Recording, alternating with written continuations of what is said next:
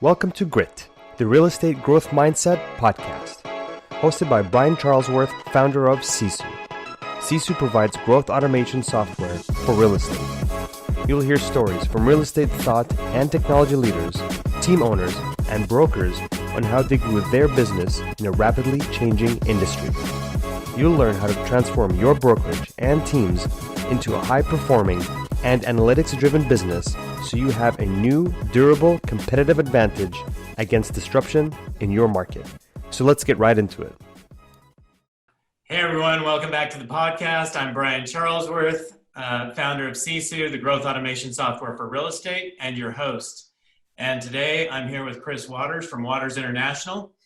Chris and I met last year at the Inman conference in New York City.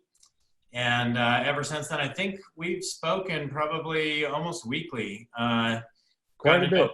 I've gotten to know Chris really, really well. And as all of you know, I watch people build real estate teams every day. I'm in communication with some of these top team leaders.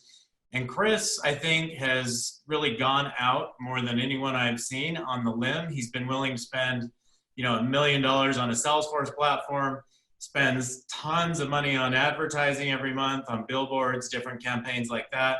He knows what works, what doesn't work.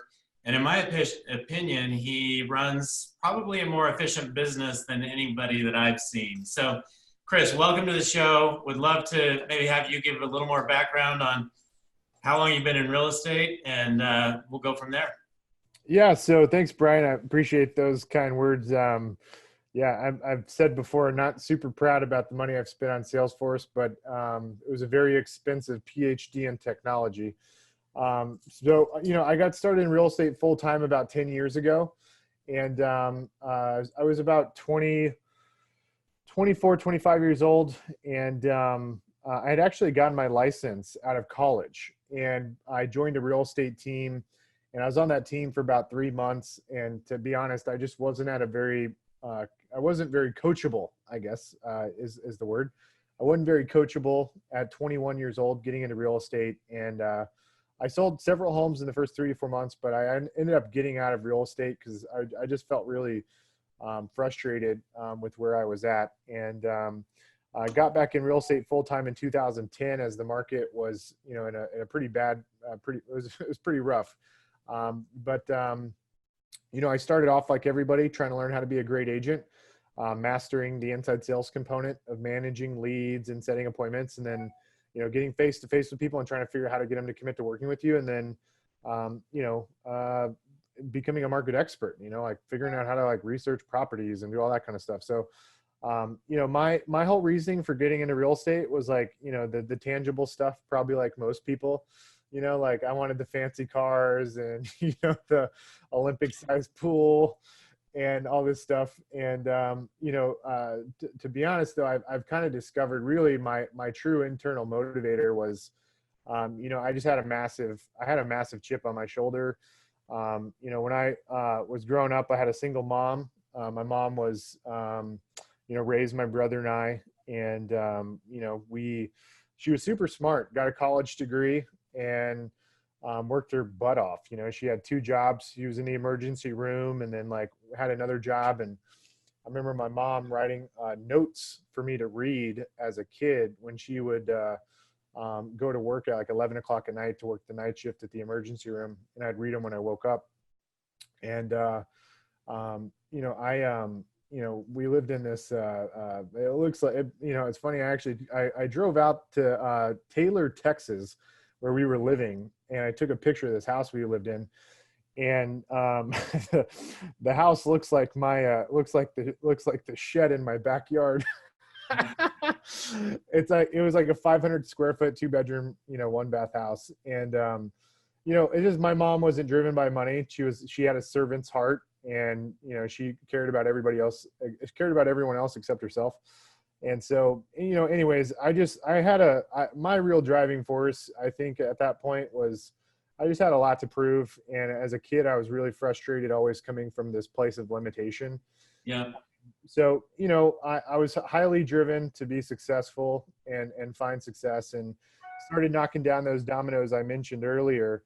And, I realized very quickly that, well, actually I was reading a book called Rich Dad, Poor Dad by Robert Kiyosaki.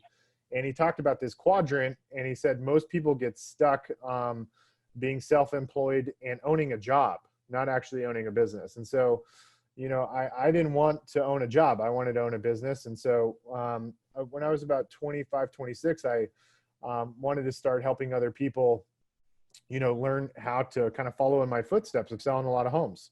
And so, I had this epiphany. I was like, man, what if instead of having a brokerage where it's some open door policy and you hire anybody, what if I focused on, hiring people that were specialized in very specific fields, like a person setting the appointments, a person going on the appointments, a back office team doing all the administrative type stuff.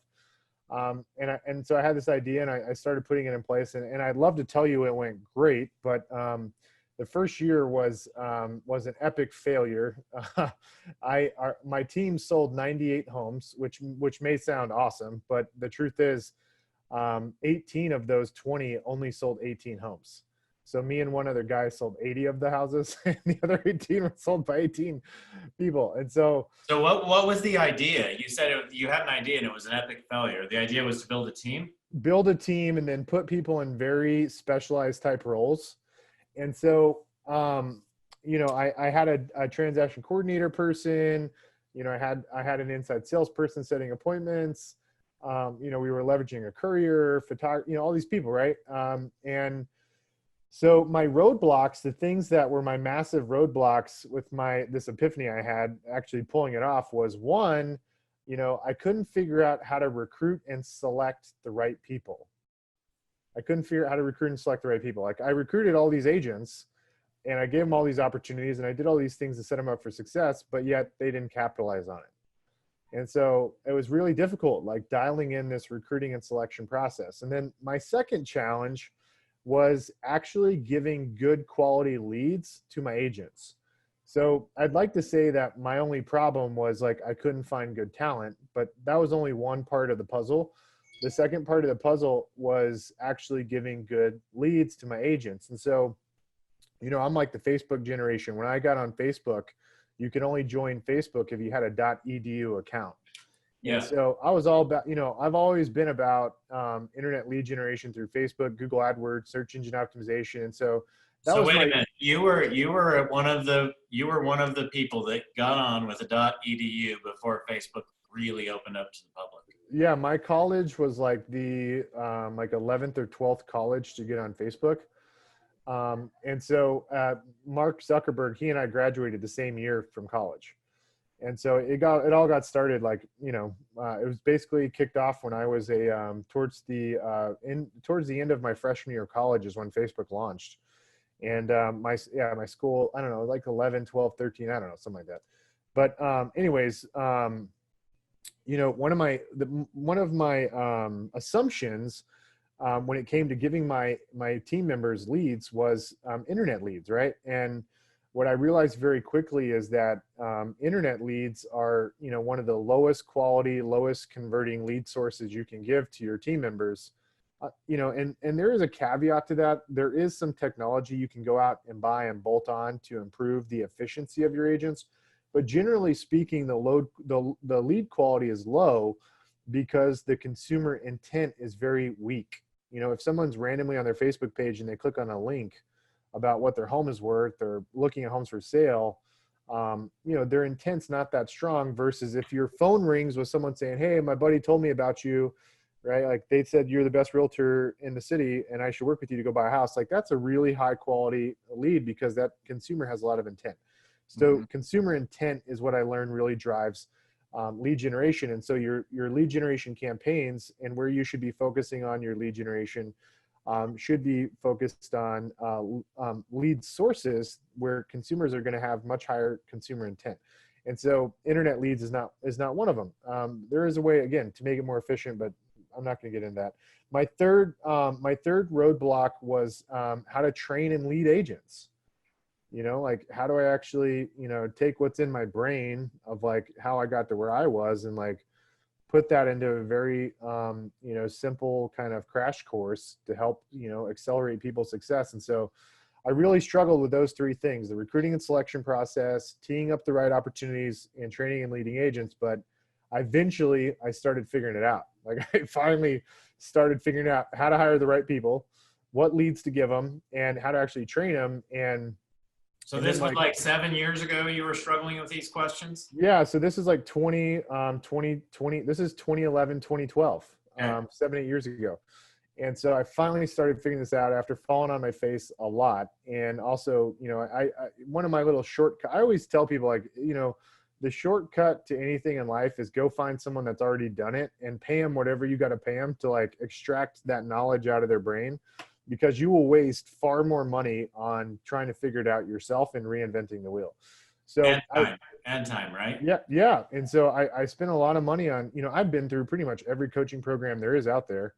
And they're all amazing. Every single coaching program out there in the real estate industry is phenomenal. And I'm a big advocate of all of them, and they all have things that they're going to help you figure out. But, basically, I started figuring this stuff out, and my agents started freaking crushing it.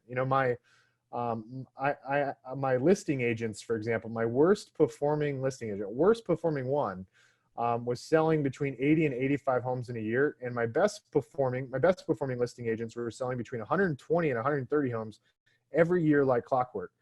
And so, obviously, I got to a point where, I could buy the fancy cars, and, I went out and bought the Iron Man car, the Audi R8, and got the cool house and all that. But what was more amazing about all that, like beyond the tangible stuff, was like, probably it was, I can't put a price tag on this. It's literally unquantifiable. Like, people coming to you and telling you, like, you've literally changed the course of their life and their kids' lives, and, the generations ahead of them, because, they themselves never in a million years saw themselves being able to have so much success in this field. And, I had a lot of people on my team that, were, had a job, and they were making, 30, 40, 50, 60,000 a year. And they came on our team, and now they're making 3 to 5 to 6, 7 times what they were making previously. And, it's so cool to see somebody's, life on the outside just radically change. And especially when they're super grateful for it, so that was the real transformation for me.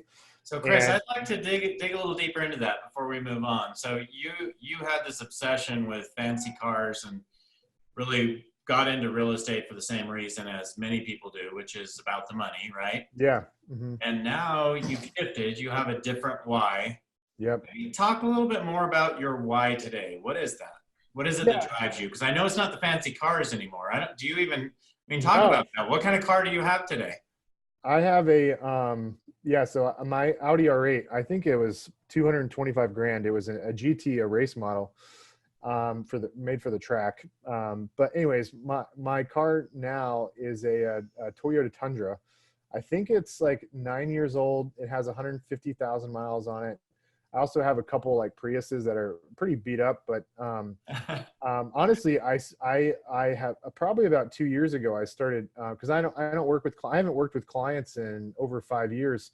And so I started Ubering around town about 2 years ago. So I don't typically drive nowadays unless I have to put something in the car. But, to your question, what's the driving force? I honestly felt like, I guess, I don't know, is it like the leprechaun where you find the gold under the rainbow? I was like, like in I think it was 2014 or 2015, I paid taxes. My adjusted gross income was on $1 million. And I was like, I didn't actually believe it, because I was in the whirlwind. And, and so I was like, more people need to know how to do this. And,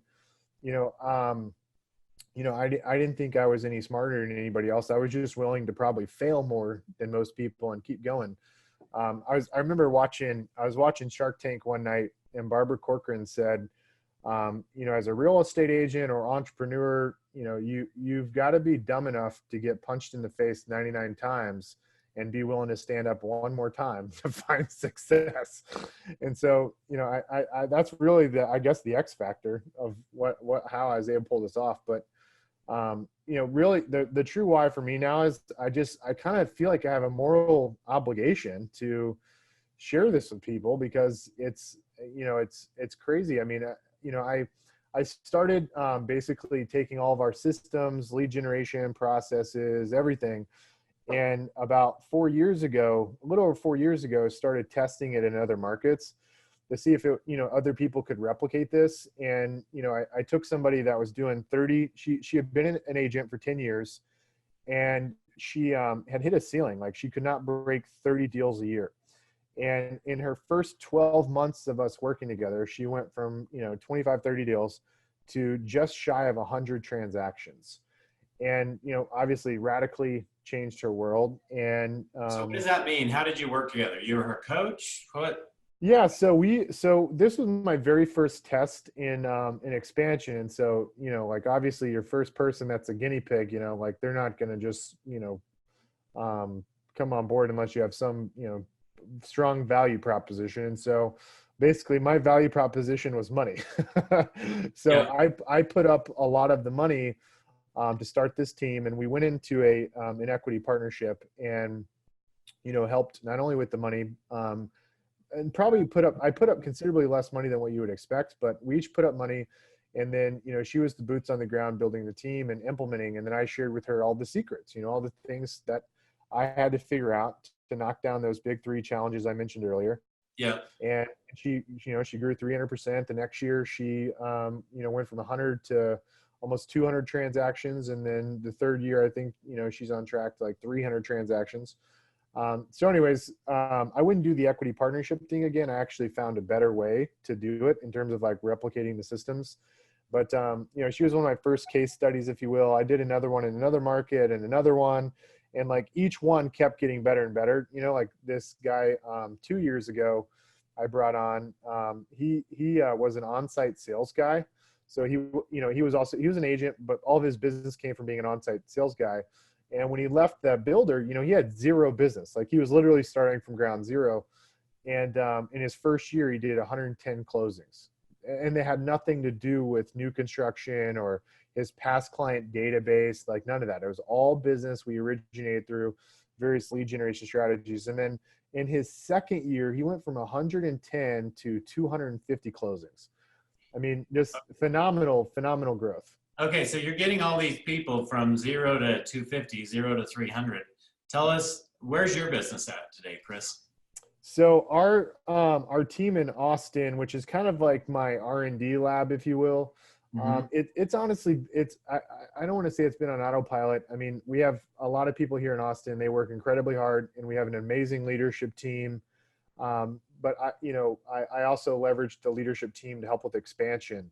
And so our team in Austin has been kind of on autopilot, between 150 to 200 million in closed sales.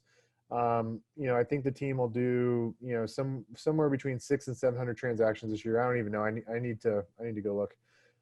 You should look at your CSU dashboards, maybe. Well, so the thing is like our CSU dashboard only shows the buy side. And so we have to get an integration from Salesforce to CSU to pull in all the numbers. Right. So I know the team is going to be somewhere between 600 and 700 transactions. I mean, we have like, I think we have 80 deals, somewhere around 70 to 80 deals in escrow right now. And I'm sure, most of those are set to close this month. So I think we'll finish somewhere between 600 and 700. Anyways, but the team has been kind of on autopilot. Like it's been doing over 500 transactions since 2015. And so I'm kind of, in 2015, that's really when I stepped away to start working on expansion and testing expansion. Yeah. So, I mean, most people can't comprehend that. Most people running a team are still actually working in the business, selling houses. You've been out now for 5 years, you said. You've only been in the business for 7 or 8. How does someone make that happen? So honestly, I think 80% of your success in the real estate brokerage business is predicated on your ability to learn how to recruit and select talent. Like that's really what it boils down to. Like this is such a people-centric business. Like, if you can dial in the recruiting and selection process, like that's 80% of the battle, to be honest. Like, there's this real popular book that came out, I think like 20 years ago for real estate. And it said, you're in the lead generation business. And that's really not the case. You know, like you can go buy leads, right, from all these companies that now in the last decade, like they like authentically specialize in lead generation, you know? And so like, you know, if you're a real estate agent, you know, your business is lead conversion. If you're building a team, your business is recruiting and selecting talent. So anyways, my ADD kicked in. What was the original question, Brian? Yeah, no, I mean, it's really how did you step out of your business? You know, for the last 5 years, how much time do you actually spend in your business versus doing other things? And where is your focus today? Yeah, so in the summer of 2013, that's when I stopped practicing as an agent. So that was, you know, I got started full time in the summer of 2010. And so exactly, what is that, 2011? So exactly 3 years later, I stopped practicing full-time as an agent, and I just focused on the team. So congratulations, by the way. I mean, that's incredible. In 3 years, you were able to build a business that's bringing you, I don't know, $1 million a year at least, and step out of that business and do other things. And it sounds like your focus now is actually teaching people how to replicate and do what you've done. Yeah, so quit practicing as an agent in the summer of 2013. To be honest, you know, I'd like to tell you I was like really smart or intentional about it, but in the summer of 2013, like I was starting to have like these, you know, horrible anxiety attacks. Like between January and June of 2013, I went on 267 listing appointments. Like I will never forget that number, 267 listing appointments. Wow. And in the end of June, like mentally, my mind was like, to say it was fried would be an understatement. 267 listing appointments in 6 months is a lot. Okay. I think most people would agree with that. So I want to come back to that, but finish your point and then we'll come back to that. Yeah. So, I mean, literally like for mental sanity's sake, I was like, I got to stop producing. I can't be an agent any longer. And so I focused on just the business for the next year and a half, developing talent, developing leadership. And then at the end of 2014, I anointed a guy that, you know, was on the team as the president, and his name's Bradley Pounds. And he took over the operation. And at the beginning of 2015, end of 2014, I started focusing on expansion. So I spend literally 1 hour a week with our team in Austin. It's every Friday at noon. We have a leadership team meeting, and I participate in that. And then we also have a quarterly strategic planning session, and that's a full day event for me. And the reason why I'm even doing the 1 day a week leadership meeting and the quarterly strategic planning stuff, the reason I'm involved in that is because we use Austin as an R&D lab. So at each of the quarterly strategic planning sessions, when we're going through our tactical operating priorities, you know, I share with the leaders like, hey, here are the things I want you guys to test and to report back to me how this stuff works, right? So, you know, that's why I'm involved in the Austin team, because like literally I don't even need to go to the office. I don't even have a desk in the office. I haven't had a desk. They actually kicked me out of the office because. Now, it looks like you're actually in the office today. Is that right? I am actually in the office today. It's kind of a long story. I'm moving. So I have a private office in downtown Austin, and I'm in the midst of moving offices. And so I have movers over there now. But anyways, and that's why I'm here on a Wednesday, but I need a place to work. So anyways, my point is, since 2015, I've been focused solely on teaching other people how to do this. And I'm not doing it in a coaching capacity, because the thing is like I went out and I met a lot of people in the coaching industry, and you know they all have great businesses, but you know I've always been really inspired by organizations like, you know, in the military you've got like the special forces, in the finance world you got companies like Goldman Sachs, in the nonprofit world you have companies like Teach for America. So I've really been inspired by these organizations that are, you know, when they're compared to other competitors in their field, from a personnel perspective, they're actually kind of small, but yet they perform at like a level 10 times greater than all of their competitors. Okay, so that's what you're creating in real estate. So what is that, Chris? Tell us what that is where do you see that entity being in the next 5-10 years? What is it? What is your vision of what can happen in real estate? Yeah, so my kind of thesis is predicated on agent productivity, not agent count. So a lot of the franchise systems out there and a lot of the real estate companies that are out there, their key metric is tracking agent count. Like that's all they care about. Are you And talking so about brokerages, or who are you talking about? just real estate companies in general that are, Okay. bringing on agents. Most of them have an open door policy. And so it's, like they don't have boot camps, for example, and they don't like kick people out or, have people like go through some daunting process to actually become an agent at the company. So that we can understand this, Chris, help me understand. So you're doing 700 transactions out of your Austin location. Yep. Roughly. Mhm. How many agents do you have doing that? So we have four listing agents, and to be honest with you, though, like number 3 and number 4 were added this year. So I had 2 listing agents doing 250 to 300 plus closings per year. Okay. And then we added a 3rd and 4th one this year. And then on the buy side, we had about 15 agents. So total number of agents, 20 agents. 20 agents. Doing That's about very impressive. 700. So the average transaction count per agent is, if you averaged them all out, is like 35. Amazing. Yeah. So, the industry average is 6 to 7. Yeah. So let's go look at your listing agents though, because your listing agents are averaging more like 100. Yeah. So how do you do that? I mean, I look at you doing 267 listing appointments before you threw in the towel on that. Yeah. First off, how do you even schedule 267 listing appointments? Yeah. So it's funny on I remember on my, I don't know which birthday it was, but on my birthday, my birthday's on December 30th. And I had, I think it was 5 or 6 listing appointments on my birthday. And my day started at 7:30 a.m. And I literally Happy New Year there, Chris. Yeah. No joke.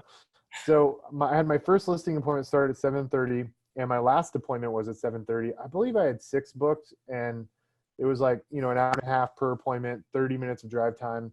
And so I had, and we still do, I had inside salespeople basically setting appointments on my calendar.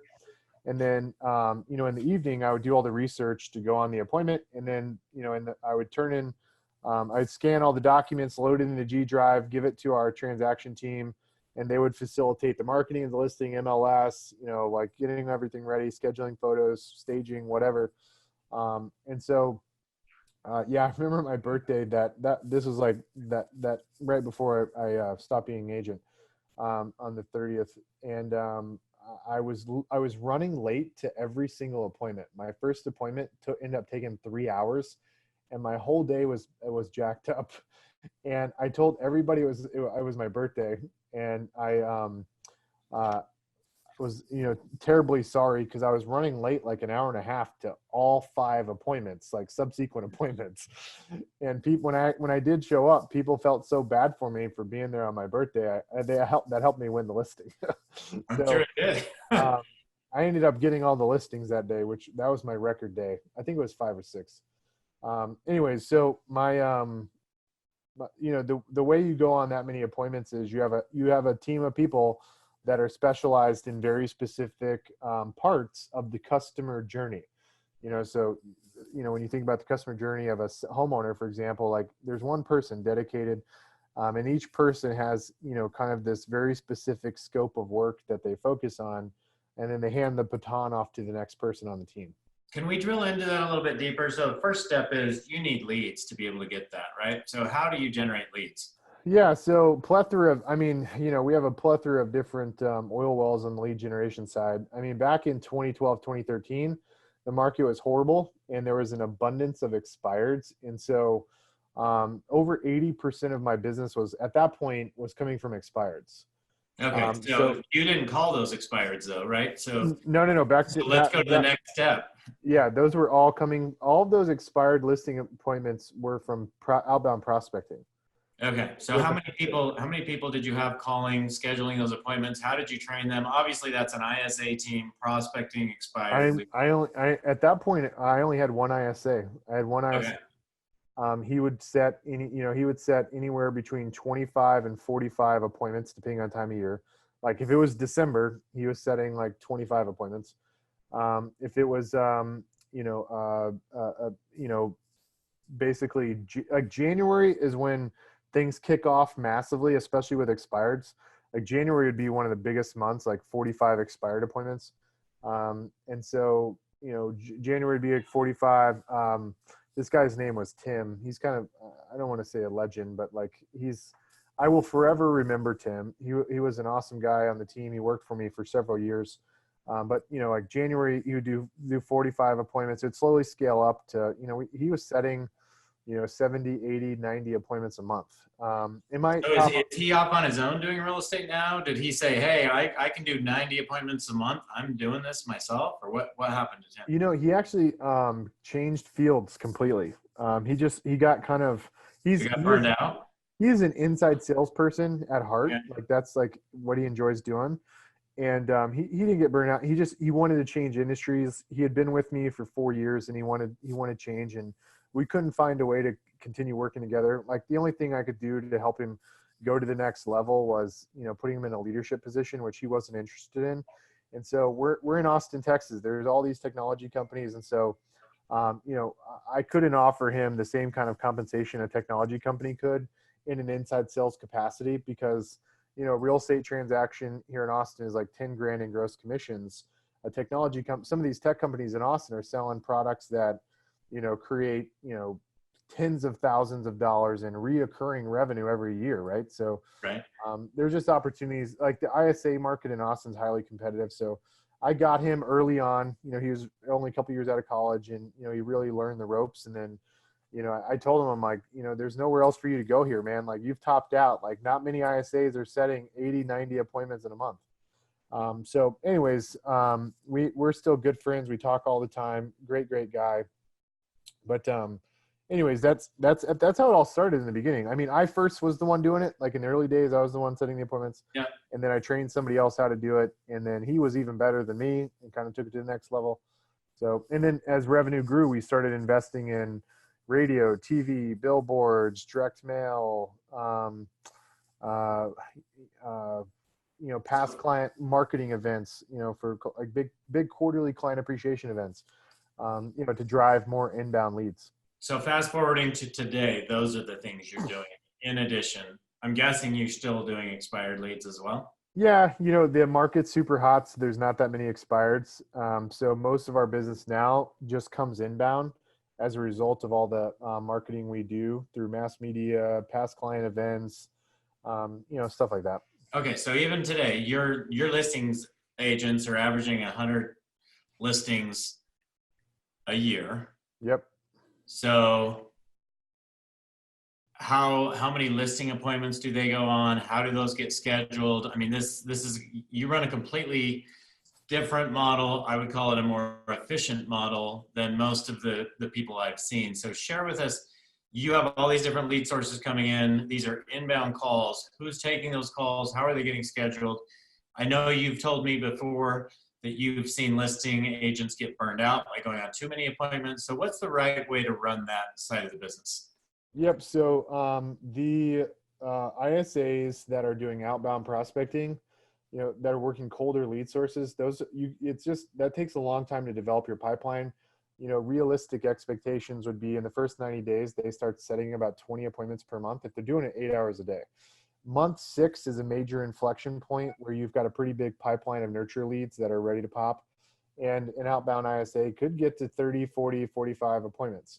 And then my inbound ISAs, like they're literally just on the phone with like warm leads all day. My inbound ISAs, one guy in particular, Mark, he'll set 90 to 100 appointments per month. So we have in Austin, we have We have most of the year it was just a 3-person team, but it's 4 people now. And that's all a result of us getting the Zillow offers contract in Austin. So we've added a lot. Thank you. We've added a lot of people in Austin as a result of that Zillow offers contract. But our team of three people, one ISA that took inbound, he was setting between 90 and 100 appointments per month, all inbound. The other 2 were doing outbound prospecting, like leveraging our brand in the community, calling expireds, withdrawals, all that kind of stuff. Those guys were setting, a bad month for them would be, for each of them would be about 20 to 30. A good month would be 40 to 45. So our average, during the busy season, the average number of appointments per month is 160, roughly 160 appointments per month. That's listing appointments. Listing appointments, yeah. Okay, and so you have how many agents going on those? What's the breakdown on how many? Yeah. How many appointments can a listing agent go on per day and not get burned out? Yeah. So, I was going on, personally, I was going on 40, 50 appointments a month early in. That's what I was doing in 2013. And I hit a wall, and I didn't realize it at the moment, but I hired somebody else to be a listing agent. And in 6 months, he hit the same wall, and basically he quit. He literally left the industry. And so when he left, I hired 2. No more. Yeah. When he left, a guy named Brad, great guy, I still talk to him. When he left, I hired 2 listing agents to try to do the workload, and I burned those 2 guys out. It was too many appointments. And so it took me several years to figure this out, but the sweet spot, if you're setting appointments for a listing agent consistently throughout the year, the sweet spot is about 15 listing appointments per month. So 3 to 4 appointments per week is kind of the sweet spot for a listing agent. The first 90 days, that may not feel like a whole lot of work for them. But what happens is after 90 days, their pipeline of active listings is starting to build up. And so, by between days 90 and 180, the listing agents really start to feel the pressure if they're going on more appointments than that, because they still need to be, calling their clients once a week. So we institute a success call every week. So the only thing our listing agents have to do 3 things. One, yeah. What is that? Let's get that. Yeah, they got to go get the listing. They got to go win the business. They got to make a weekly success call from a communication perspective. To every active listing. Yep. I mean, anybody in the listing pipeline, whether it's coming soon, active, pending, they got to call once a week. Okay. And the third thing is anything that requires influence or expertise. A specific example would be negotiating repairs or negotiating offers. They have to be on the call with their transaction coordinator. So anything requiring influence to try to help somebody make a decision, or anything requiring leadership to help lead somebody to make a decision, that's the third point that a listing agent has to be involved in. I split tested, if a listing agent has to go to a closing, they don't. If a listing agent doesn't go to a closing, the seller's not going to be upset.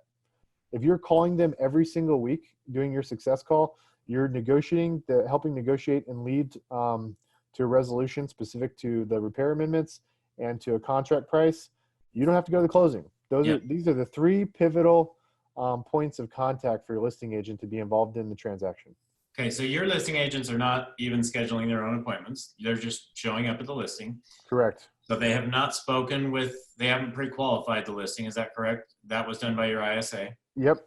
So they're showing up. So how do you compensate them? Because I know so many people get turnover with their agents, and you seem to know how to keep your agents longer now that you're sending them on 3 to 5 appointments a week instead of 3 to 5 appointments a day. Yep. And so talk to us about what the right compensation is. How do you compensate people so that they still make great money? But I know you're actually paying your listing agents a salary. How does that work?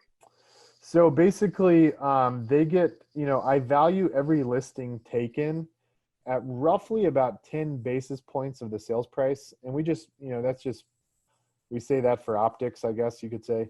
So every listing they win is valued at about 10 basis points, which, if you're converting at conversion rates, by the way, people are probably wondering what's conversion rates. So from literally like go from the appointment set to the closing ratio, your low performers are going to be at about 33%. Your high performers, from appointment set to closing, money in the bank, your high performers are going to be at 50%. That's kind of the general range. If someone falls below 35%, you need to get rid of them. If someone's over 50%, it's probably a small sample size you're measuring, and they're probably not going on that many appointments. And they're probably not actually tracking appointment set to actual closing. A lot of people have different metrics on how they track that. Anyway, so you track set to closing is what set to you're closing. tracking. Yeah. That's the thing we really care about. We get into some of the other minutia of like, listings live to closings to see if maybe there's like fall off. We basically track that by looking at expireds, how many of our listings expired, because then that helps tell us if the agents are doing a bad job from a expectation setting perspective around pricing, or just educating the consumer.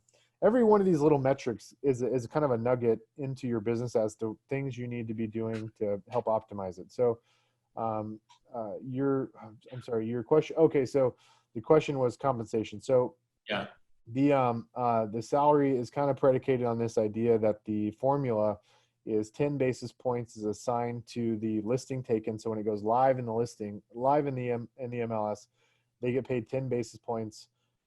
So for example, on a $300,000 listing, they get paid $300.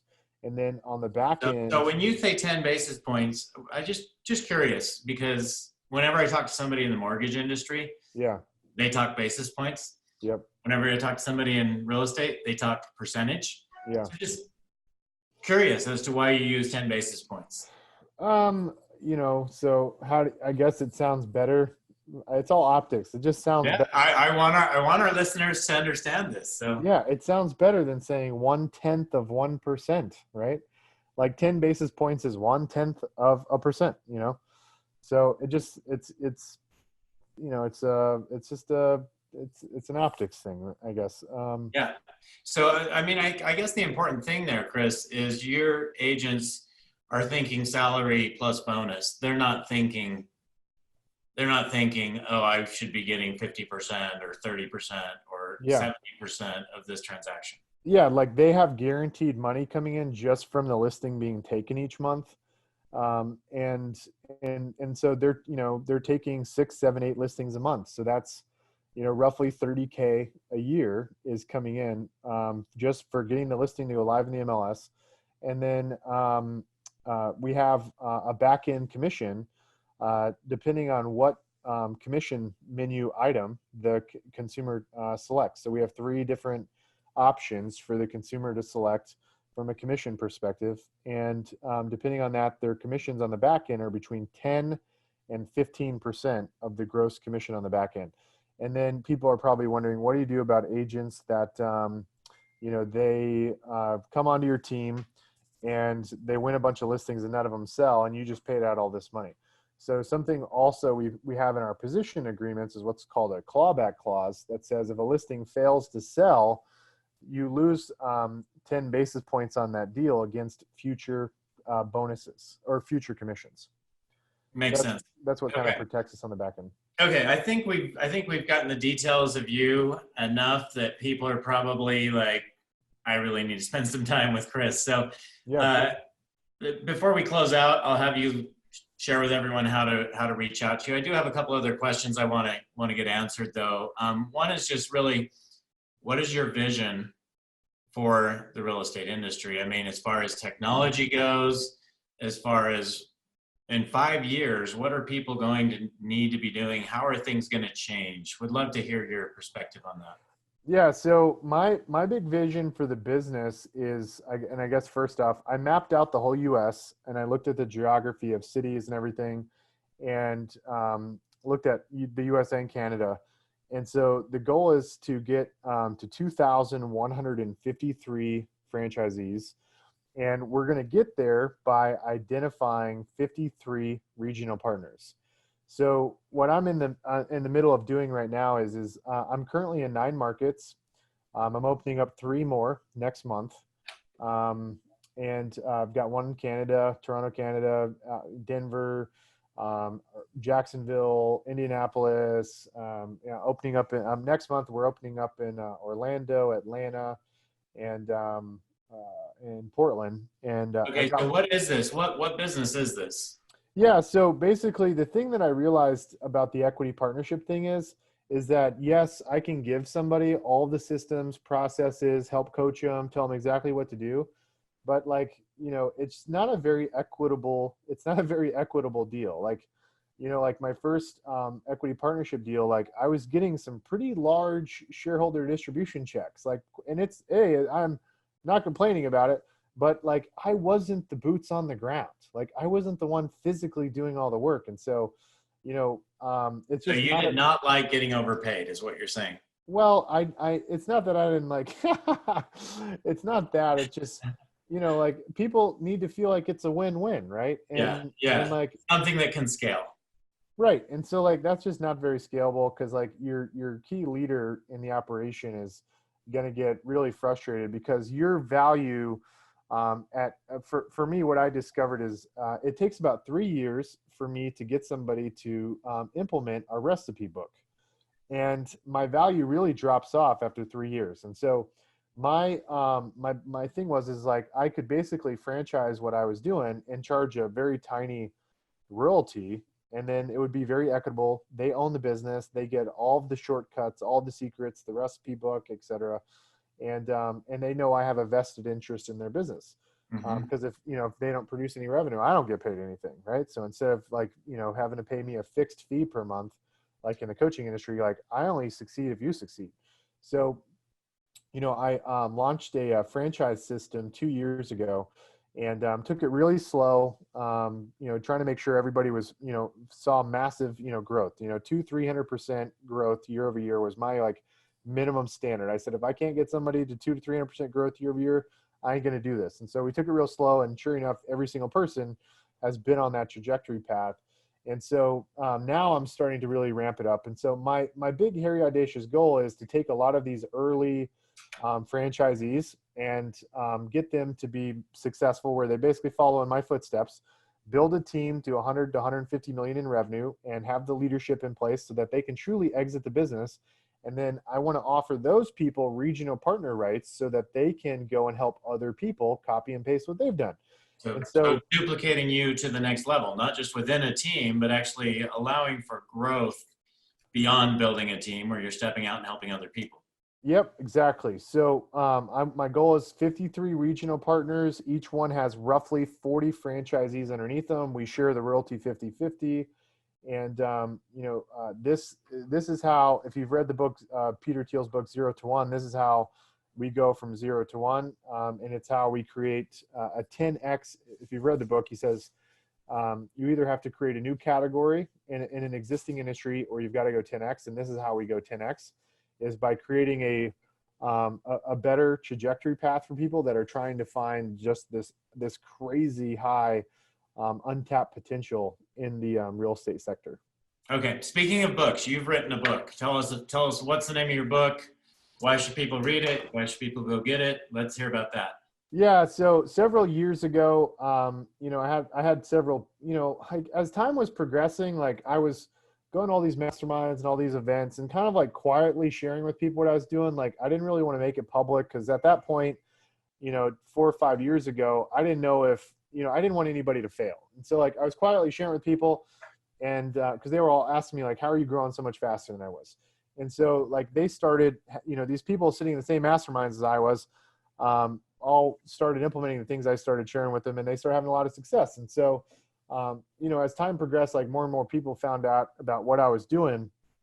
And I had a lot of vendors in the real estate space start telling me, Chris, you scaled the real estate team model faster than anybody that we know of in the history of the industry. From your first year to your third year, getting to, netting $1 million. And, I think, in our third year, we did 325 closings roughly. Following year, 400. Year after that, 500. But anyway, so a lot of people started telling me like, you need to share your story and tell people how you did this. And it sounded kind of like a daunting process for me, but as honestly, what really I guess was the lever or mechanism to do it was I started getting a lot of people reaching out to me on Facebook. Like I was getting, I still do. I get messages all the time from people asking me like, trying to help them. And so like, I want to help them. But it got to a point where it was like a pretty large like time suck. I'd spend hours and hours like answering people via Facebook Messenger and LinkedIn and Instagram and stuff. People asking me questions and via email. And then random phone calls. Like it was taking up a big chunk of my day. And so I said, I finally was like, okay, I'm going to write a book and I'll basically talk about my journey of building the team and like all the things I've failed at and, try to like explain kind of make it a very tactical book to help people kind of scale the growth curve in the team-centric model. And so the book is called The $1 Million Real Estate Team, The $1 Million Real Estate Team. And I give it away for free. So you guys can go to brokeragehacking.com. The book cost me, it's 200 some odd pages book. Like it costs money to print, like $4 or $5. So I pay for the book. The only thing I ask for people to do is just pay for the shipping. I used to not even care about, I used to even pay for shipping, but I started getting hit with people buying it in New Zealand and Greece and Canada. And like, I got a bill for when I the first time sending it to Greece and to New Zealand, and I got a bill for like $60 per book, and I'm like, man, this is crazy. And it was kind of cool though, man. I've got like pictures. I have pictures of this guy in China taking a picture of our book on the Great Wall of China. Oh, I love it. I actually put it on our website. But it's been really cool, man. I've had people from all over the world fly into our office. Had a guy here from Greece recently, UK, New Zealand, Australia. It's been awesome. So anyways, yeah, you guys, if you're watching this, you guys can go get the book free. You can buy it on Amazon, which I think is like $20 or something. But I have a landing page you can go to get the book. And the website is brokeragehacking.com. And, lots of people ask me why is it called brokerage hacking? There's really no meaning behind that. Like I bootstrapped the business and I was just like hacking my way through the growth curve. So, I just think the book just talks about all of the little hacks to help accelerate you through the growth curve. That's kind of the bottom line. So yeah, you go to brokeragehacking.com, you get the book free, just cover the cost of shipping. Okay, Chris, so you're building this franchise.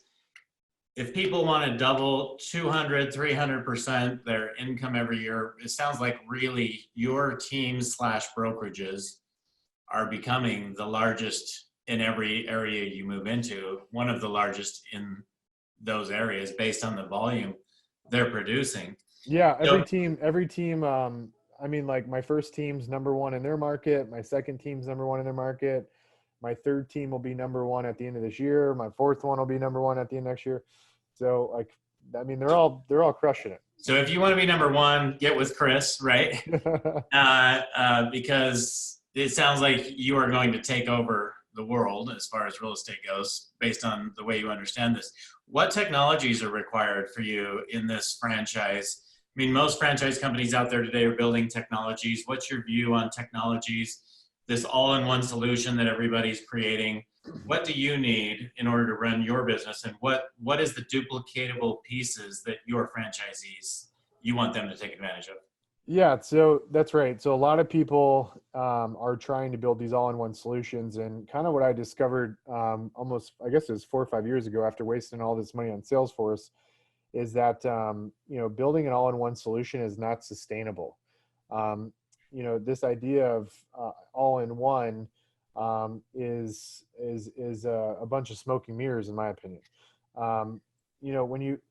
As I've gotten to know the technology sector more holistically, I guess, the way like Fortune 500 companies operate is most of them have an ecosystem of applications that run their business. And most employees though, like have no clue about this ecosystem of applications. Like depending on what the employee is doing, like they're only operating out of one system. Depending on their role, right? Yeah, exactly. Depending on their role. And so, in this ecosystem of applications, for example, in real estate, we have this this vertical of lead generation systems.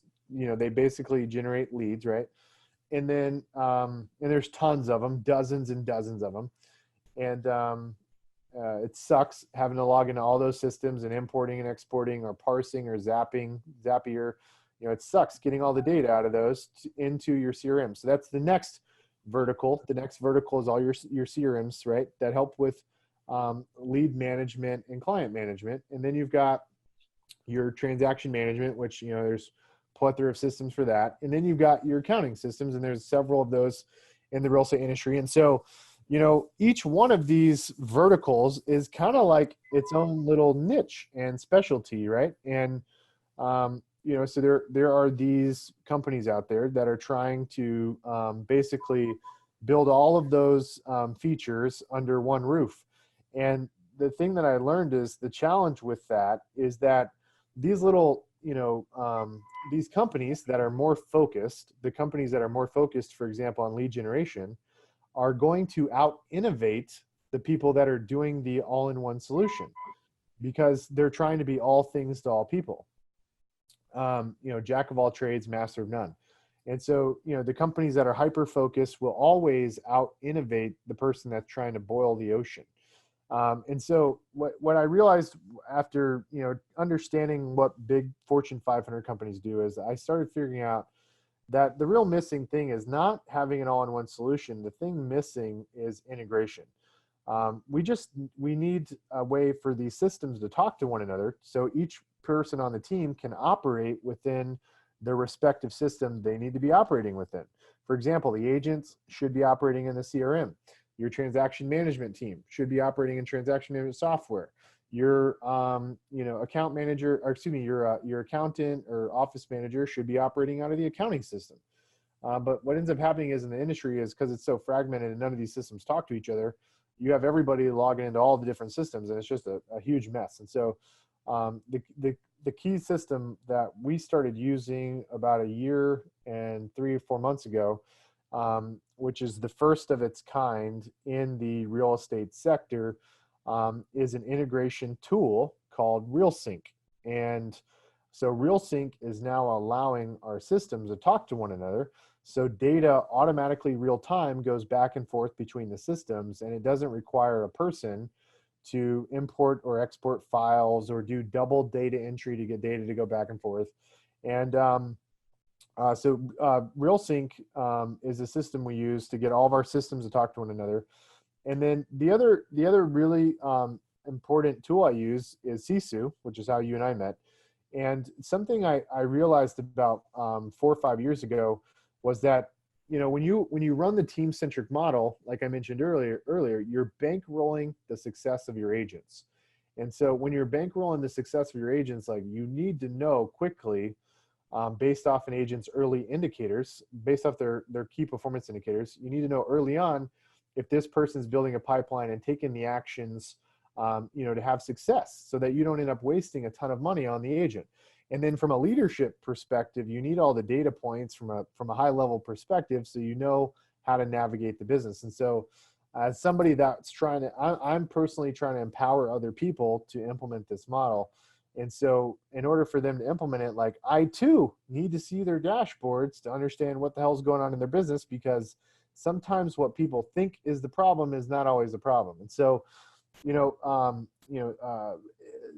Sisu is a huge component of our system.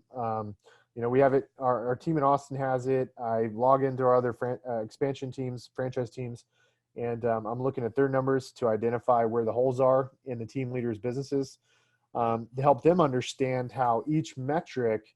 With that knowledge, you are empowered to know what tweaks you need to make in your business. Well, Chris, since you're building this enterprise, Watters International, that's about to take over the world in the next 10 years as far as real estate and be number one in every city, we're grateful that Sisu is a part of your technology platform. What about on the e-signature CRM side? What do you guys use on that front, just so that people know if they get a part of your business, or does it not matter to you? I don't think it matters. Your CRM is just a tool. That's all it is. I mean, I'll tell you guys, like, I have my team in Austin's on Boomtown. I have multiple franchise partners on Sierra. I have one on Real Geeks. I have one on Firepoint. I have one on Commissions Inc. And they're all having success. They're all crushing it. Like the CRM is not going to, So, if you have any of those top CRMs, like you're sitting in a good spot. You know what I mean? so basically, your people have any CRM, it doesn't matter. You're using RealSync. You're pulling that into Sisu. You're Yep. looking at the data. That's the important thing for you, helping them make decisions. Yep. So yeah, and so I have exposure to all the CRMs, and I've seen them all, and my team has used them all, and they're all awesome. I mean, Firepoint's great, Sierra Interactive's great, Boomtown's great. So I mean, they all work. Like it's not the technology. If you're not getting results with one of these systems, it's not the technology, it's the people. It's the people that have the tools at their disposal that aren't capitalizing on them. Yeah, I don't think people realize how lucky they are in real estate to have so many easy options that you just buy and you turn them on, compared to having to build out a Salesforce platform, which is way more expensive, right? Yes, So, yes. which We're very fortunate in the real estate industry to have some great solutions. In the typical business world, yeah, you got to go get a CRM. And the other thing is your CRM system is basically like a task management, platform basically. And then on top of your CRM in the rest of the world, you also have to go get a program that like manages your actual lead generation, like, sending out emails and drip emails and texting. Like these are all little additional features you have to get on the App Exchange store. what do you use? What do you use there? So for my team in Austin, we use Boomtown on the buy side, and because the listing side is more, we have so many players involved to help our listing agents do so many deals. On the Salesforce side, we use Autopilot as kind of the marketing engine that runs behind Salesforce. And then we have Ring Central as our voice over IP phone system. We use a dialer called Five9. We have, what else do we have built on Salesforce? I have a full-time Salesforce administrator and developer. I don't even know all the tools we have. It's over, I'll tell you, it's over $10,000 a month. It's expensive. Yeah. And if I could do it all over again, I wouldn't go down that path. I wouldn't do it again. I do have some pretty cool advantages with Salesforce. Like for example, when we won the Zillow offers contract, like, I mean, I have it probably built out better than anybody in the whole US. Like I can, our team in Austin, for example, Brad and I are going to write another book. And in the next book, it's going to talk about how to take the team model from 500 transactions to 3,000. And I'm going to publish that book at the end of next year, how we went in 18 months from 500 transactions to 3,000. And I could have never done that without Salesforce. Yeah. Okay. All right. Well, Chris, I know we've been on here a lot longer than I expected, but great time together. And thank you for all of your advice. I'm knowing that people are going to want to reach out and probably learn more about Watters International. So where do they do that?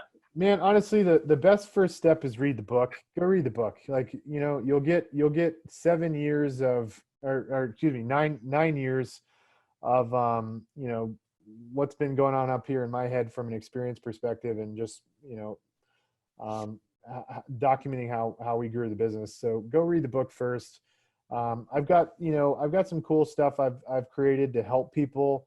I think one of the biggest challenges in real estate is learning how to be a CEO, not like how to be a great agent. There's a lot of programs out there to teach you like how to be a great agent and convert more leads and be a better salesperson and, find more listings and all that. But there's not a lot of people out there. Actually, I don't think there's anybody out there really helping agents make that transition to learning how to be a CEO. So one of the things that I do in addition to the book, and it's something I just more of a passion project, is I have something called it's called CEO Masterclass. And the CEO Masterclass is designed for agents that are trying to make that transition from being an agent to a CEO. And I do it like twice a month, and I have a cap on there. I only do it for like 5, 6, 7. I think the most I'll do is like 8. Like that's the most. I'll never have a group I'm working with of more than 8 people. So it's for a very small, few select group of people. And don't even, the franchise thing, that's a lengthy application process, and like 95% of people don't even qualify. So like, I wouldn't even reach out to me about that. Just read the book. And if you like the book, check out the CEO Masterclass. And if you're maybe one out of those if you're one of the 1,000 people that, has the capacity to go from, 30 deals to 100 in a single year, or from 30 deals to 500 deals in 500, from 30 deals to 500. If you have that kind of mental capacity to be able to grow from 30 deals to 500 in 3 years, that's a very tiny percentage of agents out there. But if you feel like you have that capacity, then maybe, you might be a good fit to go through the application process, but read the dang book first.